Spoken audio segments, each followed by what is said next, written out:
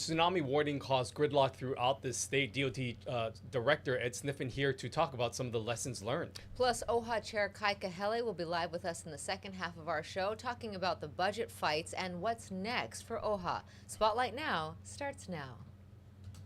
You're watching Spotlight Now with Ryan Kalei-Suchi and Yunji Denise on Hawaii News Now. Have questions or comments for our guests? Join the conversation in our Facebook live stream. Spotlight Now, where Hawaii comes to talk.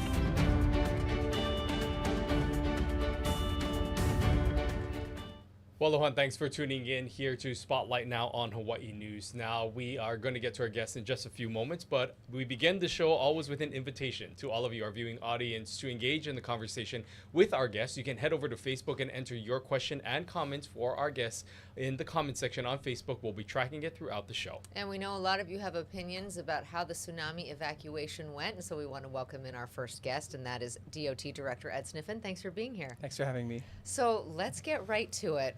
Let's start bird's eye and then get into some of the details. Big picture, how do you think the evacuation went? Big picture, I think it went really well, mainly because we got everybody off the road and out of the inundation zones prior to the first wave arrival in Kauai. So that was a big success for everybody.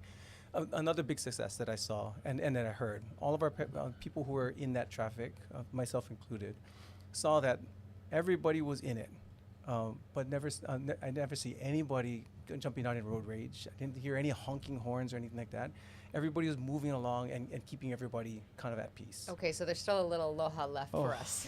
I'd love to see it. Well, let's talk about some of the lessons learned, because some people were worried about, how long it took, right? Obviously, for things to clear out. And if we had, say, a shorter timeline, we might not have the luxury of time to get through all of that. What are some of the things that you folks have learned through this process? Yeah, the biggest thing that we learned is people need to know what zones you're in. I mean, if everybody got to understand where the tsunami inundation zones are with respect to where you live and where you work.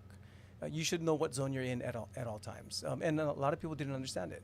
So we saw an uptick on people going to the city and the state websites to check in what zone they're in. When the event is there, it's too late already. So we want to make sure that everybody understands now what zone you're in, whether you're in the inundation zone or in the other zones as well. So if you're safe, you should be staying in that zone. If you're in an inundation area, understand now your plan for yourself and your family to get to safety. There's a comment here from Raquel, and thanks for writing in this afternoon. It says, huge benefit was the amount of time we had. Obviously, we had the luxury of several hours. If the kind of scenario that Ryan's talking about, we get the big one, Mauna Loa, an eruption starts, we get massive earthquake on the Big Island. My understanding is that we have less than a half an hour to do an evacuation. In that case, all of that traffic could be quite dangerous. Absolutely. So really 28 minutes. 28 minutes is the time frame that we're looking at from Big Island in general. In that kind of time frame, your option is to evacuate vertically up your building if you're in a concrete structure, or vertically up the street. You don't have to jump in your car, walk up the street. You get 3 blocks up in different areas, you're outside of the inundation zone already. So looking for those different opportunities to move is going to be what everybody has to do in those times of really short time frames. One of the other things that we saw, obviously, was what happened at the airports, with airports shutting down. Many of the airports, obviously, in that tsunami zone. Talk about that process, about some of the flights, obviously the flights that had to be canceled, evacuations that happened at the airport. What is the scenario in those situations when we rely heavily on, obviously, the airports for transportation? Yeah, and this is a big lessons learned as well. Actually, only one airport shut down. We only shut down Hilo, and we shut it down because we need that as an evacuation route for Keaukaha. We opened up the gates in those areas, made sure that the community could evacuate through the airport area and get out. Maui is the only one that's in an inundation zone, and that airport stayed open, but we made sure we evacuated everybody from the first floor up to the second level to ensure that everybody was safe. We never shut down the flights. The airlines decided when to shut down in different areas, and for Maui, they shut down all flights, and understandably so. When everything was shut down, we made sure that we let everybody know in the airport that they got to check in with their providers to make sure we understand where to go. We had about 2,000 people stay over at Oahu, another 1,500 at Kona and Maui, and about 200 or 300 at Lihue. We made sure we had accommodations for them. Our concessionaires provided food. Our airlines jumped in to take care of everybody. We did what we could with people there because we knew we didn't want to push them out especially in the traffic that we had. You know, on the traffic, we've spent so much time focused as a station, and I think in general on what was happening in Kakaako, Waikiki. But Sherry writes in, and thanks, Sherry. Kapolei was gridlocked trying to get out since Waianae was backed up. We need more roads coming out of Campbell Industrial. How much are you looking at what happened in different neighborhoods and adjusting the plans? We're looking there? significantly at those. So one thing that we wanted to make sure for the next one, on the lessons learned from this one, we're going to deploy our police to different areas before we put out the all everybody evacuate warning. Want to make sure that we have police in different spots to make sure we can flush intersections. We're also looking at areas that we can turn into couplets, pushing everybody in one direction in each street to minimize the conflicts in different areas, but also maximize the flow in the peak directions. And last thing we're looking at is trying to see how we do better at getting public to understand first, if you're safe, stay put. You don't need to get gas. You don't need to buy toilet paper. Stay where you are to ensure that you don't clog up the roads for everybody else. One of the great things that happened on this one is it happened during a time when school wasn't in session, because that would add a whole nother complexity to it.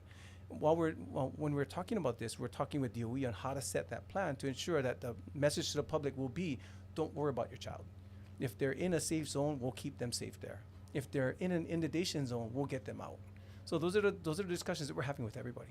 Yeah, that is a great point. I didn't even think about it. Yeah, we weren't in school, and that could have really been even worse than what we saw. But when you look at, obviously, the coordination on the state level required integration and communications with all the different counties. Talk about how you guys were able to mobilize that, because obviously the state has to oversee everything, but you rely a lot on the cooperation of the counties as well, I imagine. Absolutely. So during emergency situations, actually the counties run the emergencies. The state provides oversight and connectivity to make sure that we're tying all the resources together. Anytime an event like this occurs, they automatically open up all the EOCs at the counties and on the state level. So we're coordinated and connected throughout. On the DOT side, we have our highways and our airport staff already in the EOCs, and they're sending out information to all of our airports and highways managers out there.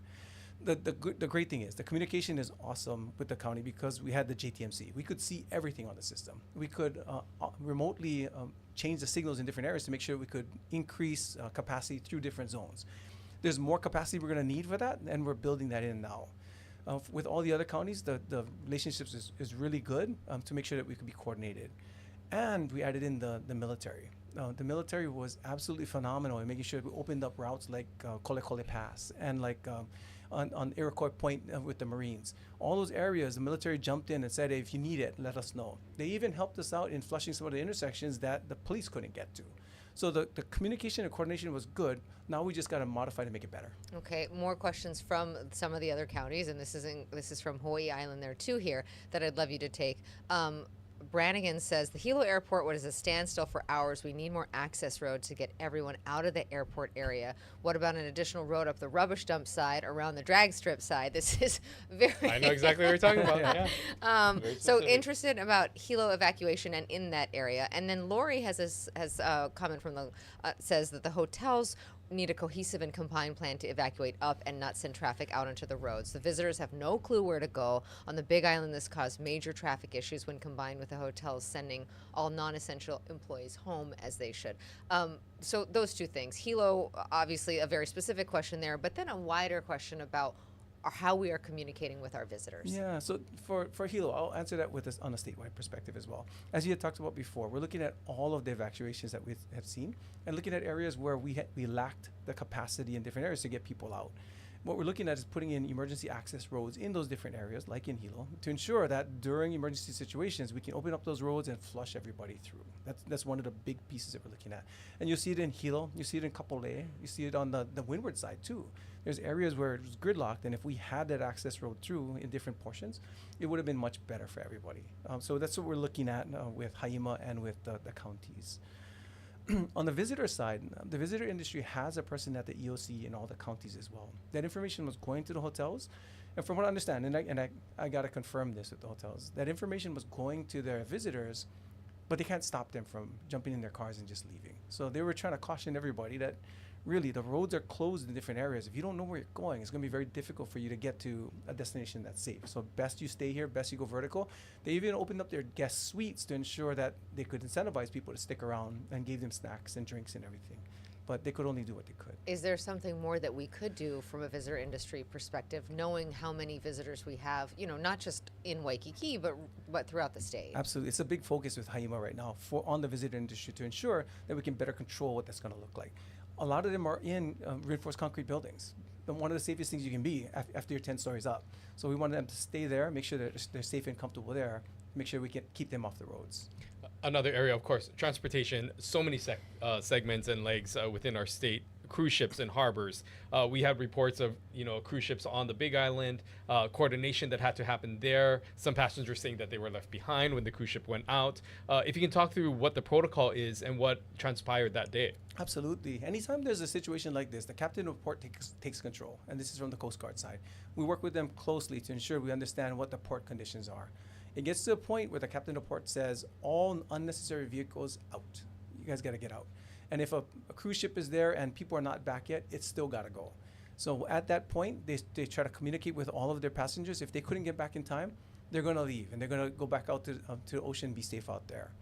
In the interim, we find out where all those passengers are. When they come back to the harbor, we help take care of them. So one of our really good employees, Greer, who's on Big Island, she contacted the EOC, made sure that they made accommodations for all the people to get to Waikea High School where they could be safe. And she set up the buses to make sure they could get there. She bought water and food for them with her own money. She got reimbursed later. But she wanted to take care of them understanding this is some people's trip of a lifetime. And the last thing we want to do is have this mar that experience. There's another question here. And I know that I don't want to get too specific into too many neighborhoods, but what's interesting about this is that it did serve as a good sort of warning for all of us and kind of to work out some scenarios. Raquel is saying, very scary, horrific reality was revealed for the North Shore. Only 2 exits, one in Haleiwa, one in Waialua, no civil service, only 2 officers at the Thompson corner directing traffic. Very specific here. Tourists driving all over the place, lots of bridges and waterways to cross to get to those exits. She's asking, how can we work towards accessing Drum Road to get to Helemanu? And this is a great question because it's one of the discussions that we're having with the military to see what kind of access we can get to the area. The only reason we couldn't get it open is it wasn't safe to open Drum Road. So when we started talking to the military and seeing these different access points, they're working with us directly to ensure that these access points are open in the future. So this is a great scenario for us to run through. And what didn't complicate things more is there was no rain during this time frame. Otherwise, Waihole and Waikane would have been very difficult to get through as well. So we're trying to see worst case scenario. We have a storm and we have a tsunami coming in. How do we make sure that we can get everybody out safe? Or how do we get them to be evacuated up Mauka to ensure that they're safe? So it sounds like, a lot of this kind of went according to plan, but it's just really the communication and education, I should say, of the public about what to do in these situations. So what does that look like? Is it through messaging, public service announcements? I mean, I think this was an opportunity to educate the public, but not everyone's going to be locked in and listening to our show, although we would hope they would. Yeah. What does that look like to educate the public on this? Big time public involvement push, and not just on the adult level. In schools, we found that anytime we work with the DOE and the schools, the students, when they get involved, the community comes out to support them. So I think more education through those venues are going to be helpful for everybody. And the biggest thing, again, know your zone, know where you are, and know what safety looks like for you. Yeah, that was so interesting too. Just for us as a family, my husband and I realized that we had never chosen a place besides our house where we would meet if we were out, and we happened to be outside of the home, and we thought, oh, where should it be? And then we looked in our neighborhood and said, oh, this park is outside of the evacuation zone, right? And I think that's the other piece is that people think they got to go all the way to the Pali Lookout. You don't have to go that far. Exactly. And some of the media outlets nationally were saying, get up to the top of Mauna Kea for Big Island, right? Stop. Right. Seriously, there was a report like that. So you're right. In some cases, 2 or 3 blocks up the street, and you're good. And you get the best view of the potential storm that's going to come through, right? Well, and also I've worked in this business for how long and did not have an evacuation point for our family. That seemed like such a big oversight, and I'm always telling everybody to do that. So that was a good Practice reminder. what you preach. Yeah. Another thing that we saw saw people utilizing is the rail. And so I want to sort of segue into this conversation that we talked about, specifically about what happened that day. But moving forward, how do you think the rail could play an integral role as we see this new segment that's about to come online playing a role in the evacuation plans? It's going to be huge. So when rail's online to get downtown, there's no traffic you don't have to worry about. You jump on and there's going to be something running every 10 minutes. So it'd be great for people to evacuate from those areas in the future. In this interim, rail upticked in travel, and so did the buses. So a lot of people jumped in on public transit to ensure that they utilize that instead of jumping in their cars. Yeah, that's wonderful.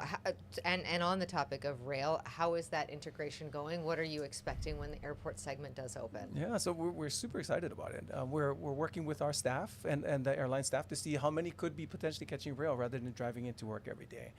We're trying to see how we can tie better into the community so that we can let them know, instead of paying $25 a day parking your car, catch the rail in and use that.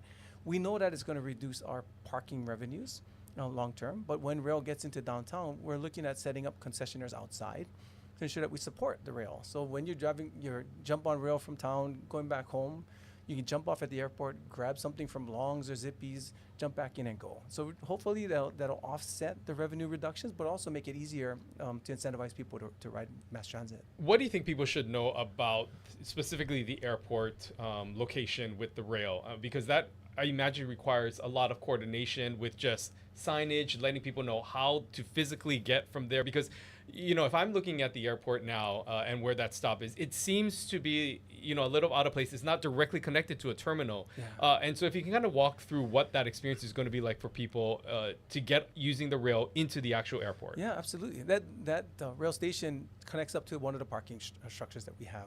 Once you jump off a rail, you'll be in the parking structure. We're signing everything to make sure that by October, you'll know exactly where to go. You can jump out and there'll be a numerator on the direction you're going to have to travel.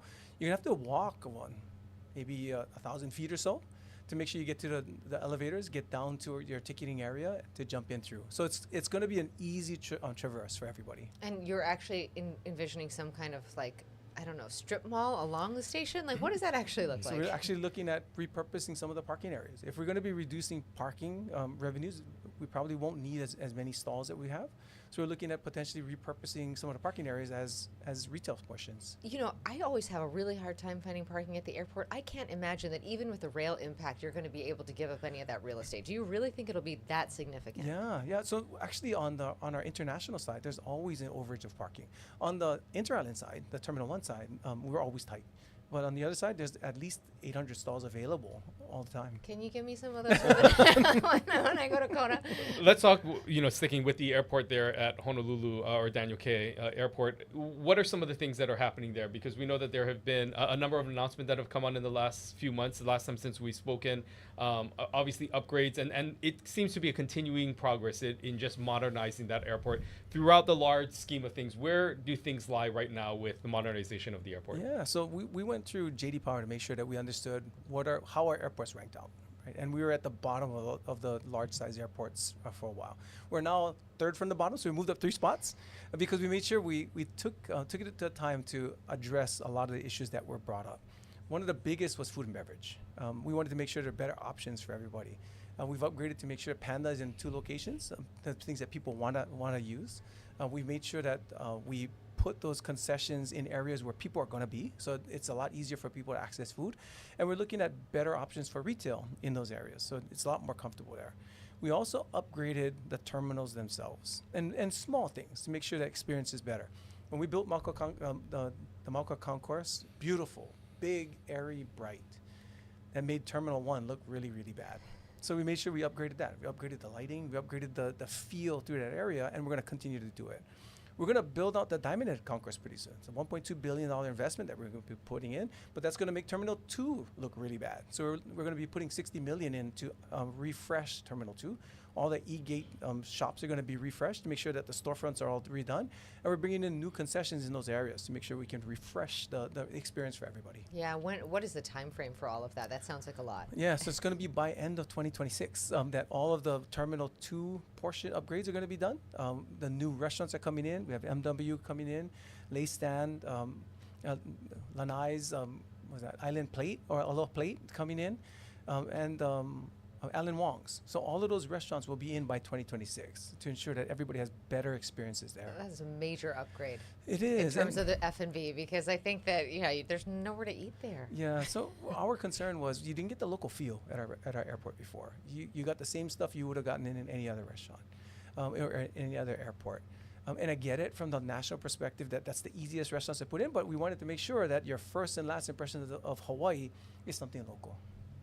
I know a lot of people looking forward to what's coming to the airport. Let's, as you talked about some of the what's coming. Obviously, there's a lot that's also tied to federal dollars, and I just want to get your, impression of what has happened on the national level. We're seeing a lot of significant cuts that have happened to other programs, departments by this administration that have changed the way in which maybe many governments have been able to operate. Have you seen any impact to state projects because of changes that are happening on the national level when it comes to budget? Yeah, so with this administration, the great thing is they see infrastructure as a really big investment for the nation. And they've not, because of that, we've not seen any impacts to our projects. Great thing is we've been in front of them quite a bit to make sure that they understood a lot of the initiatives that we're moving forward on before, we're going to continue. During the Biden administration, the discussions were climate mitigation and adaptation and resilience. And those pieces that we're moving forward on with alternative fuels, we're still going to do. Because for Hawaii, we are the most dependent state on imported fuel. And because of that, if anything happens to our shipping lanes, whether it be tensions with China or whether it be a large storm, we could be at risk for power. And not just us, but the bases that we house here too. So if we compromise our national security because we don't have the power for it, that'd be bad for everybody. And because of that, we're going to continue to move forward on our alternative fuel, and they totally get it. From that perspective, they've not affected the way we do business, and they've not affected the funding that we get. We're actually looking at getting additional funding for different types of initiatives. On our airspace side, we're looking at redoing the airspace. It's a project that we've been trying to push for the last 3 years. It's going to go now to ensure that we can modernize it, make it more efficient, and get some of the flights away from land and out to sea a lot more efficient. We're also looking at trying to see if we can set up a pilot for new ATCs in Hawaii. This administration, airline safety is a big focus for theirs. They want to test out new technologies in different areas. If they test it out in Texas, they're going to have to work with 10 or 15 different airport operators. If they do it in Hawaii, we own all 5 airports. So they can run 120 flights a day with new technologies and get data right away. If they want to run Transpac, Hawaiian Airlines and Southwest are in. They're in for testing this new technology. So we're trying to sell to them that we're the best place to test it out. Wow, interesting. And one thing that is changing at the federal side is that they are sunsetting this perk that EV drivers have had. And if you don't have an EV, then you might not know this. I didn't know this until recently, but that you can ride in the HOV lane with only one person in the car. That's going away. Why isn't the state just going to keep that anyway as like a perk for people here in Hawaii? Yeah, because the federal government invested in our highways. So they helped us purchase the highways that we built, and especially the zipper lane. So they get a feed in into what types of vehicles go in there. HOV is supposed to be to incentivize people to drive less, to carpool, to minimize the trips, and that's what they're going back to. They're going back to the law. If you look at what this administration's focus is, especially on transportation, is going back to the law, the base law, and taking out all the things that they saw as extemporaneous. And so just for clarification wise, because the state has had this ambitious goal, these energy goals and sustainability goals, and a lot of that played into getting people into these electric vehicles. And now that we're seeing some of these incentives for buying cars, electric cars sunset, these credits sunset, the state has also made commitments to provide more charging stations and things of that nature that was going to be rolled out over the next few years. Are you confirming that that's continuing forward despite any changes that are happening at the federal level? Absolutely. So the biggest plan that the federal government was providing to us to provide more access to funding for charging stations was NEVI, and we got 12 million over 5 years. It's not a big amount. We're looking at putting another 40 million into charging stations because we got to hit the state's 2045 clean energy initiatives. So the funding that we got from the feds was not a big amount from that perspective. So it's not going to be derailing any plans that we have for that. I want to switch gears and ask you about what's happening out on our roadways in terms of safety. We have seen just a number of deadly accidents. It feels like every day almost there is another notification that there has been a very serious incident, and in many cases somebody has died. Where do we stand in terms of traffic fatalities right now, and how does that compare to a year ago? Yeah, so we're at 81 this year, statewide. Last year we're at 61 this time, so we're 20 higher than last year. We ended last year at 102 fatalities. We're trending to 128 this year. It's going to be the highest that we've had in the last 9 years now. Absolutely ridiculous, especially because if you look at the types of fatalities we had, absolutely avoidable. We are killing people on really poor decisions right now. If we look at the numbers over the past 5 years, in general, 2 to 5% of the fatal crashes that we had were not attributable to speeding, drunken drug driving, distraction, or lack of safety equipment.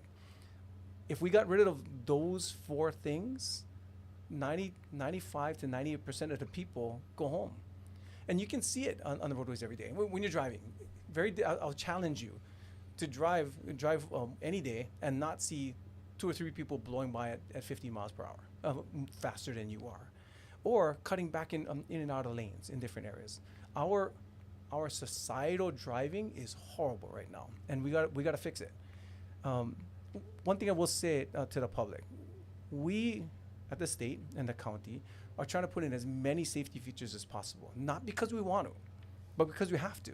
If we don't do anything, these numbers that are already up will skyrocket. So if you don't like speed humps, you don't like red light cams or speed cams, tough, they're going in. Unless we can solve this issue. Because it's going to take us years for us to put in enough safety devices to curb this type of behavior. But if we all decided as a society to do it tomorrow, we can fix it tomorrow. I mean, that's the hope, that we can start pushing out the message to everybody, for everybody to understand that if we change our behaviors and make the right decisions and follow the law, our safety numbers will go up significantly. Our fatalities will go down tremendously tomorrow. You know, and I'm just curious, when you give those numbers, it's pretty startling to hear that we've increased by that much and on track to be, the highest that we've had ever. Is this something that's confined to Hawaii? What are we seeing on the national level? And maybe what are the conversations like with others who hold similar spots as you do in other states, and what you guys are maybe collectively talking about or seeing on a nationwide level? Yeah, so nationally, 42,000 people get killed every year on our highways, our nation's highways. It's coming to a point where driving is the most dangerous thing you can do in your life if you're not wearing a uniform. I mean, that's a ridiculous number. 42,000 people being killed on our highways. I mean, just think back to how many times you've seen vehicles flipping over this past 7 months, right? But we had 7 vehicles flip this year. I've not seen 7 vehicles flip in a year in 5 years prior to that. So excessive speeds going through these areas, distracted driving, people driving recklessly in different portions, and all of it's got to stop. And we're seeing that nationally. So discussions that we've had in the past was, let's increase fines, and that's nationally. Everybody's talking about it. We can do that, but we're living in an age where people are spending $12 for a shake from McDonald's so somebody else can pick it up, right? It's a convenience thing now. The money is not a thing anymore. So we can increase the fines. I don't know how much it'll help us. But one of the things that we're finding, we've brought in behavioral scientists to help us decide how we can fix this issue. Because one of the big things that we found, and this is nationally, we don't have a drunk driving problem in Hawaii. We have a substance abuse problem that's flowing onto our highways. We don't have a distracted driving problem. We have a connectivity issue, society, that flows into our highways, and we don't have a speeding problem. We have a societal issue that we don't care about the enforcement anymore as much as we used to. So now we're trying to look at these societal issues and address them at the core. So we brought in a behavioral scientist to help us decide how we best do this. And one of the things that he said is, you could increase the fines if you want to, but in general, if a person's speeding 20 times and gets caught once and pays $200, he's paid $10 per time he's got to save time. So it's not gonna be a big thing. But if that person has to go through driver's ed for 3 weekends for 6 hours at a time, now that'll hit. I mean, that difficulty for them to spend that time in an area where they don't want to be, where they cannot focus for that long, now that's a big thing. So we're working with courts now to see how we adjust the way we enforce these things. So more speed humps, more red light cameras, and pretty soon sounds like driving school for the rest Absolutely. for the rest of the violators. Wow, interesting. Well, we are just about out of time. Final message for our audience today. You know, that statistic that you shared, to be on track for 120 plus deaths, just it's heartbreaking. Absolutely. So first message to the community, thank you very much during the evacuation for showing aloha throughout. That was absolutely amazing to see. Second, for our fatalities on our roadway, we got to do better as a community.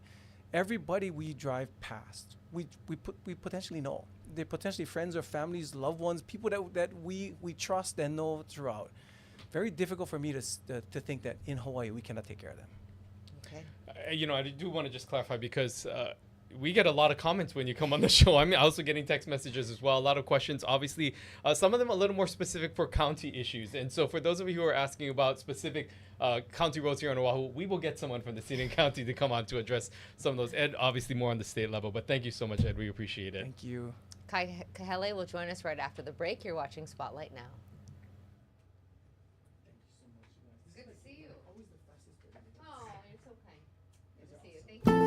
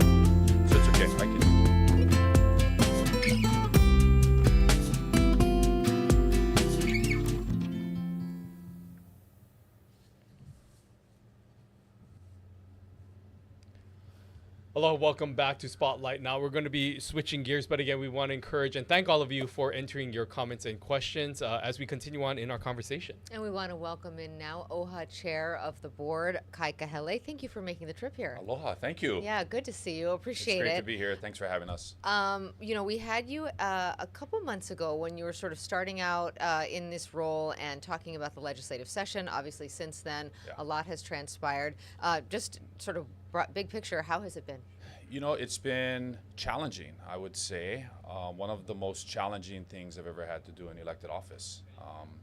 Because of the dynamics of the Office of Hawaiian Affairs, where we have 9 elected trustees, being the chairperson of that board, also working together with an administration of 125 staff members, it is challenging. And it's important in the work that we do, but you also have to get consensus because you can't get anything done unless you can get 5 votes on that board. So it's really important to work with your fellow trustees and administration to try and make meaningful change at OHA. And that's been a challenge because it needs change. I've talked about that. I believe we've brought some significant change to OHA in its most recent budget. We learned a lot going through that. It was tough, but we made it through. Let's talk a little bit about that budget process because there has been some criticism about the way that things ended up. Some describing it as chaotic at times, and just really that mad rush at the end to get things settled. What transpired there? If you can kind of take us through that, Sure. and what were some of the things learned that hopefully will not repeat itself moving So forward? first and foremost, this is a new budget for almost everyone. Our administrator, our CEO, she had never done a biennium budget before at the Office of Hawaiian Affairs. We have a new budget and finance chair. We have a new chairperson of the board. So a new leadership team at the Board of Trustees, a new leadership team in the executive leadership administration. And so it was new for many of us. And the process evolved as we went from about January, February, until final passage in June. But I think that it was one of the most inclusive and transparent opportunities for the community and for internal OHA staff members to participate in the budget process. It's very similar to what you would see at the state legislature, at the city council, something I'm very used to. I served 5 years on the Ways and Means Committee, and I helped work on budgets in the United States Congress. And so what we did was pretty standard across legislative bodies. It was different, though, than what had happened in the past at OHA, and those are processes that we can improve on. At the end of the day, we needed to get a budget done by June 30th. We followed the state's fiscal cycle, and it came down to the wire. And on June 30th, we spent about 9 hours deliberating that budget, and we did it in full transparency. There were amendments being made real time. Ultimately, a supermajority of OHA's Board of Trustees adopted our biennium budget with about 6 hours to go before the end of the fiscal year. And I think one thing that's really important to note as well is when that budget hit the table on June 30th and we started to deliberate it, the administration and the Board of Trustees were in agreement on 84% of the budget. So it was about $2 to $4 million that we were in disagreement about. And it wasn't that we wanted and needed to support our Native Hawaiian beneficiaries. It was how to best do that and how to best deploy those strategic assets into our communities. And ultimately, it's the board's responsibility in Kuleana to pass a budget. There are 9 elected trustees on OHA's board, and we have some very experienced trustees, very smart trustees, and we got the job done, and that's the most important thing. I know that it was a very interesting process to watch because you were going basically line by line. We did. Which is unusual for that particular budget process. What do you think was the biggest daylight of that 16%? Between what the administration was hoping to achieve and what the board's priorities? So we have a strategic plan. Our Mauna I Mauleola strategic plan was adopted about 5 years ago, and we invest in programs and priorities within that strategic plan: health, outcomes, education, natural resource preservation, aina momona oiwi well-being. These are certain key components of what we do at OHA, and it was where some of those assets would go because there were limited assets. And one of the things that we felt was really important were what was the collective values that we got behind for this budget, right? It was we wanted to rebuild trust in the community. We wanted to make our budget as transparent as possible. We wanted to make OHA an employer of choice, and we did that in this budget. And then we wanted to invest in important programs that potentially would have their budgets cut due to the federal funding cuts that are coming from Washington, D.C. So we put money at the John A. Burns School of Medicine for Native Hawaiian Health. We put money to support the Kahakaʻula Oke'eli Kolani College of Native Hawaiian Language at UH Hilo because they're facing budget cuts. We gave the most money ever to Hawaiian-focused charter schools. And there are 17 Hawaiian-focused charter schools across the state, the most money that they've ever gotten. cut bureaucratic red tape and empowered the principals of those 17 Hawaiian-focused charter schools to use the assets the best way that they feel they need to. And so we did a lot of really good things in our budget, and we're really proud of it. You know, speaking of that strategic plan, there were some within OHA who said that maybe some of the decisions that were made went maybe counter to what the strategic plan was, and that they weren't made aware of that until everything was finalized. How would you describe their comments on that and the communication with those who felt like maybe they were left out of the loop? Our budget was publicly posted on the 23rd of June. We adopted it on the 30th of June. We took public testimony. We had members of the staff take testimony. And at the end of the day, it is the Board of Trustees that makes the final decision. Nobody else. We are the elected officials. We have a fiduciary responsibility. We and trustees made amendments real time. And we entertained many amendments that the administration wanted to affect in this budget. And the reality is that through the course of the next biennium budget, we also do budget realignments, because that is an opportunity for us to shift our resources in different directions. We're also reassessing our 15-year strategic plan, and the board just adopted that last week. So based on the work of our ad hoc strategic Mauna I Maliola reassessment committee that we put together, we'll know by the end of this year if we need to do a budget realignment to shift some of those resources in another way. You have said that OHA needs a seismic shift. Is this new budget part of that seismic shift? And what does that look like, practically speaking? Yeah, I mean, absolutely. I really believe that when we talk about a seismic shift, we mean moving from the transactional to the transformational, where we have programs that are make a huge impact in the lives of our lahui, that we put our resources in areas that have and that are backed up by data-driven decisions, and I think that's what we're doing at OHA. In the last 8 months that I've been a chairperson, we have created a ad hoc salary commission that looked at every single salary at the Office of Hawaiian Affairs that had lagged almost, in some cases, a decade behind of getting any pay increases. So now we're really proud that OHA has above benchmark salary rates from their respective state counterparts. We have a new paid family leave program that has never been adopted at the state government level. So if you come to the Office of Hawaiian Affairs as an employee, 12 weeks of paid family leave, 100% of your pay. If you have a child or if you have to take care of a sick family member at home. That doesn't exist in state government, but it exists at the Office of Hawaiian Affairs. So we have really good pay rates. We have paid family leave program. We incorporated a telework program that gives people the flexibility to work from home 3 days out of the week. And I think we're moving in the right direction.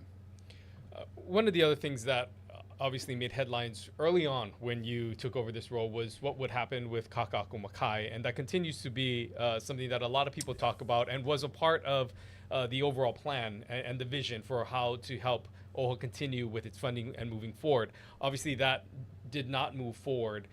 What are your thoughts overall on where you see Kakaako Makai moving forward, knowing that the legislative session is a few months away and talking to lawmakers is going to play a critical piece in anything you folks decide to do? Sure. So Kakaako Makai is a top priority for the Board of Trustees. And it's not just a land asset. It's a statement of belonging. It's a statement of visibility, of forward movement.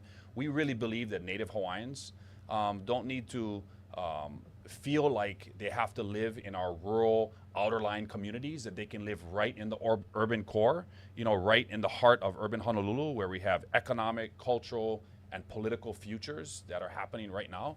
And we want Native Hawaiians to be able to live in Kakaako for an affordable price, and we're pursuing that as best that we can. There are some limitations that are on our Kakaako Makai lands, but we're working together with the Hawaii Community Development Authority and the team there, and they are working on the assessment. It's going to take a little while, but they are working on an assessment of land uses and different type of zoning requirements in Kakaako Makai that will also look at the residential component. Mm-hmm. One of the things, we did several things in our budget for Kakaako Makai. One of the things is we put money towards utilizing OHA's ability to float bonds, which we have the statutory power to do. And these would be like $100 million plus bonds, which we want to use if we move forward with building a Native Hawaiian Cultural Center right in the heart of Kakaako Makai, or any other type of development opportunities we have. We want to be able to have the bonding authority to do that, to generate the necessary capital to do that. We are doing extensive environmental analysis in the properties that we have in Kakaako Makai, so that we can know, in terms of people have raised issues about soil toxicity and potential remediation. Many of the developers on the Mauka side of Kakaako will tell you that they have to do extensive environmental and Department of Health remediation of the soil there, so we want to be prepared for that. And then there's also a significant amount of leases that we have in Kakaako Makai, everything from the University of Hawaii Marines program out there at Point Panic, all the way towards 53 by the Sea, and several other leases that we have in that area that are going to be expiring in the next few years, and we want to have a good plan for that. So, what would be your ideal vision there? I mean, you did mention a Native Hawaiian Cultural Center. What's interesting, it was brought to my attention recently that, there's a Japanese Cultural Center, there's Chinese Cultural Center. There's no Native Hawaiian Cultural Center in all of Hawaii, which is pretty astounding if you think about it. But do you see that as residential, retail? Like, what's your vision, knowing the restrictions that the legislature does have on that land? I think you need residential in Kakaako Makai for the impact that residential development can provide to the area. And the best example of when you don't have residential development is the Loa Marketplace. When you don't have a residential component to it, it's very hard to make other things work in the surrounding area. So we're going to continue to pursue that, and there's some things that we're working on that hopefully can bring that to fruition. But beyond that, I think looking at Kakaako Makai is like the Native Hawaiian sense of place, whether it's a Native Hawaiian place of government or something that can anchor people there around culture and hula. One example is having a Native Hawaiian Cultural Center that also has a major hula component to it, where hula halau that struggle oftentimes to find places to practice and rehearse can have a place where they can come to do that. And one of the ideas we have is, I had a chance to visit and be a part of the Kili Raichel blessing of his hula halau up in Olinda this past weekend. Incredible facility. But my thought was, why don't we have this on every island, in every regional ahupua'a, so that we can have hula halau have a place to go, to be able to train and to be able to dance with their with the different members of their halau.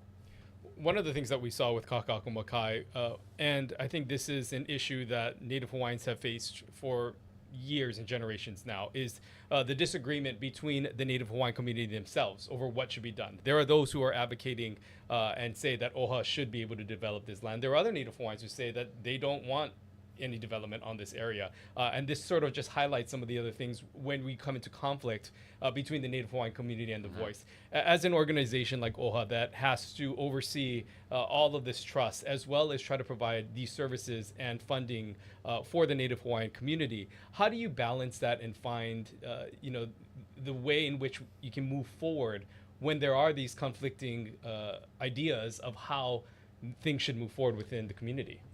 That's always been OHA's struggle, and OHA was really envisioned as this entity, this organization that would be able to be the preeminent voice for the Native Hawaiian people, at which time a Native Hawaiian government or the reestablishment of the Native Hawaiian government would ever come to fruition under whatever model exists out there. And I don't know if those that envisioned OHA back in 1977, 1978 would have still expected OHA to still be here in 2025. And we do challenge. It is a challenge to bring Native Hawaiian communities together, especially those that are bitterly divided over certain issues. But the Kakaako Makai issue, this was a settlement that the state of Hawaii for decades had failed to adequately pay Native Hawaiian beneficiaries and OHA their constitutionally provided, pro rata share of its seed and land revenues. And so these lands in Kakaako Makai need to be mission driven. They also need to generate revenue and income, because we turn those assets and that revenue into programs and grants and sponsorships for our lahui. And, it's the same for our other development lands as well. We have a mix of development lands like Kakaako Makai and our Iwilei Business Center and where our Nalama Kukui OHA headquarters is. We also have a significant amount of legacy lands. We're the 13th largest landowner in the state. Everything from Va'okele Opuna to Kukani Loko to Waimea Falls Park. So we have a significant amount of land assets at OHA, and that needs a lot of attention. You know, when you came in as the chair, I think a lot of people were expecting that there would be a lot of conversations that you'd have behind the scenes at the legislature, given your experience. Mm-hmm. What is your hope for this organization? How are you working to elevate its sort of political importance, if you will, in community? And what is your vision for the voice that OHA has at the table? So when I took over as a board chair, and it was part of my remarks at our investiture, is I really felt OHA had to get out into community. That we had for too long contracted that responsibility, whether it was in the education community or in some of our grants or sponsorships, that we really needed to get out into community and connect with our beneficiaries. And whether that was through more active participation on neighborhood boards, or whether it was taking our staff at OHA and having them go out into our Hawaiian-focused charter schools on a regular basis to interact with our educators, or just being more proactive at things like the Council for Native Hawaiian Advancement Convention or the Association of Hawaiian Civic Club Convention that is coming up as well. Getting more out into community, understanding what the true needs of our lahui and our people really are, and how can we best affect change for them, was something that I really was passionate about, and I think we are moving in that direction. And this budget reflects many of those priorities. I want to circle back on that budget because you made a few comments of how you've had to reallocate funding for certain programs that maybe you didn't anticipate because of federal cuts that were coming. Knowing that they came and we could see more in the next 2 to 3 years to Native Hawaiian programs, how does that affect planning moving forward, knowing that you had to sort of make these decisions somewhat on the fly in some of these areas, but knowing that this could be a real threat, that more funding could be cut for Native Hawaiian programs? How do you plan for that moving forward? So we plan for that in this budget by holding back just under $4 million of extra reserve money in our FY27 budget that starts on next July 1st. So we have pretty much penciled out every single dollar in FY26 with maybe a little bit extra, but there is several $1 million extra in FY27, which is how we can plan for some of those potential budget cuts or legislative adjustments that might happen in the next fiscal year. So the board planned for that. We also put about $800,000 in an emergency relief fund that we could use for, and has been used in the past for things like Lahaina or different types of natural disasters or things that have affected some of our beneficiaries. Those assets could be realigned as well if we needed to get more resources. And then finally, if it was something that was really, really important for our lahui, the Board of Trustees has the opportunity to go back in and draw down more from our Native Hawaiian Trust Fund. We as a policy, don't touch more than 5% of the core corpus of our Native Hawaiian Trust Fund. And we do that because we target a 7 to 8% rate of return. So we always make sure there's a little bit extra in there. But if we really needed to, we could go back into our trust fund and do that. Right now, our Native Hawaiian Trust Fund is about $635 million. So we have resources, Ryan, if we need to get out into community quickly. It just would take the Board of Trustees to do action on that. Watching the coverage that, Daryl was there when these budget negotiations were going on. You said there was synergy on 84%, some distance on the rest. I wonder if you feel like going through this process that the board and the administration are in alignment at this point. I think so. We have, since we passed the budget on June 30th, and even most recently at last week's board meeting, we've had to reiterate to the administration that what the board passed, and something that we had done new in this budget, was beside line iteming every single, you talked about going through every line in the budget. Well, we did something different this year, and we wanted to improve transparency, so we line itemed every position in OHA's budget. So rather than just have a lump sum in, let's say, human resources that might have 7 or 8 different individuals, from a director all the way down to staff members, we line itemed each position. We showed how much the annual salary was, what the fringe, what the total cost of the position was. And in the process of doing that, we've had to reiterate to the administration to execute the budget line items and the provisos in those line items, because we also included proviso language in our budget as well. That's kind of getting into the weeds, but at the end of the day, the Board of Trustees spoke, and it is now the administration's time to execute that budget. And we think that message has been heard loud and clear.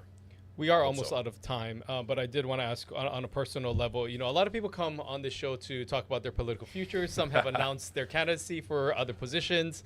You know, you obviously have taken over a board chair, not someone who is new to politics by any means, but do you see yourself running in the next upcoming election for any seat other than the one that you currently have? In 2026? Yes. Absolutely not. You can take that to the bank. You know, I'm really happy being at OHA. It is a unique challenge for me right now, but I'm focused squarely on that work. There's a lot to fix. There's a lot to do at OHA. I carry that kuleana as the chairperson. I realize that my role as a chairperson will end next November, because by statute, OHA has to re-elect a new leadership team after every new election, so after the 2026 elections. So my time is limited. I have 14 months to do as much as I can at OHA, to get as much things in place at OHA, so that whoever is the next chair, whoever is that next board leadership team has a good running start. But no, I do not plan to run in a 2026 election. But I will say, Ryan, that if there's ever a time, you know, when my service to the state of Hawaii is needed in some different way, like that is always something that I'll be open to. Of course, want to have that conversation with my wife and family, but I'm here to serve, and I'm feel very privileged and honored that the people of Hawaii has given me a chance to serve in multiple different ways, and I just want to make the most that I can with my life right now, and hope that I can make a difference in the lives of the people of Hawaii. So 2026 is out, but beyond that, I think we're leaving it open. We're leaving it open. Well, wonderful to see you and to hear from you. You know, Thank you you're so holding much. 3 jobs: pilot, National Guard, and of course OHA Yeah. chair. So very, very busy. And daddy. And And dad, father. dad And husband. too. Yes, a lot of things. Thank you so much for being here. We Mahalo. really appreciate it. Thank you. We'll be right back after this. From the moment you wake up. Hawaii News Now brings you the stories that impact your day. With more on the breaking news, we go live to Casey Lund. Ready with the push alert? I'm going live. We have an update to the breaking news we brought you this morning on Sunrise. Okay, guys, as soon as this wraps, toss to Mahia. And we've been covering this story all day. Now we go live to Mahia for a new development. Stand by for breaking news. They just captured the suspect. That's confirmed. Yes, sources just confirmed it. The news you need the moment it breaks. Here on Hawaii News Now.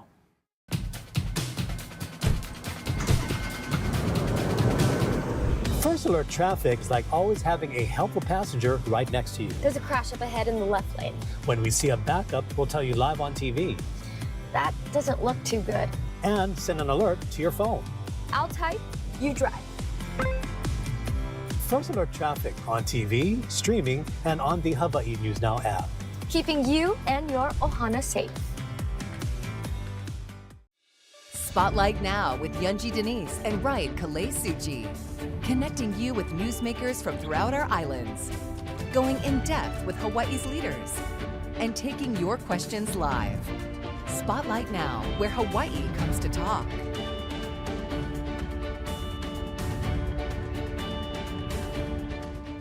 Well, we want to thank both of our guests for being on the show. And of course, if you missed any portion of the interviews, you could head back over to hawaiinewsnow.com. A lot happening in DOT, a lot happening at OHA. Yeah, absolutely. And really some review happening now at the DOT, trying to figure out what we would do in a tsunami scenario where we don't have as much time in the last one.